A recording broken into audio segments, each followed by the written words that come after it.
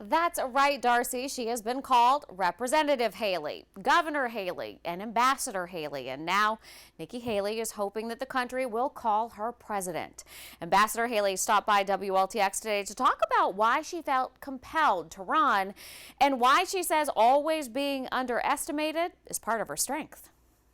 The last time our viewers saw you regularly, of course, you were at the UN. You were ambassador of the UN, and you decided to step away from that. What called you back? Yeah, it really was the fact that I watched the country just fall apart. You know, whether it was the debacle that we saw in Afghanistan, whether it was the fact that we saw all of these stimulus packages and spending and the debt increase, whether it was the fact that we saw our kids suffering in schools, and the fact that Republicans lost the midterms. I mean, at some point we had to fix this. At some point, and I didn't trust anybody else to do it. In 2021, you said that if President Trump was running again for president, you would not run or at least speak to him. Did you have that conversation, and how have your thoughts changed now? I did have that conversation with him before I ran. One, out of respect for the fact that he gave me the job and we had a great working relationship. And two, I wanted him to know that I was serious about running. And you know, what I told him was that I was proud to serve in the administration when it came to the foreign policy and all the things that we did.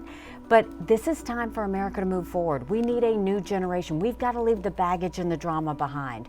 We've got serious issues, and the distractions are killing us. Recently, you've been talking a lot about a competency test for any politician who's over 75 years old, and you also said in an interview that President Biden would be unlikely to make it to 86. Tell me about these competency tests and why you are being very outspoken about this. This isn't about age, it's not about politics. This is about the fact that if we have someone representing us in Washington, don't we want them to be at the top of their game? These are people deciding our national security. These are people deciding our kids' economic future. We need to know that they're ready. You can have an 86-year-old that is a young 86-year-old. You can have an 86-year-old that's in decline. We have watched President Biden in decline. Americans deserve to know that they've got the right people up there. These are tests that just basically make you name certain things with the same letter or what month and what day it is.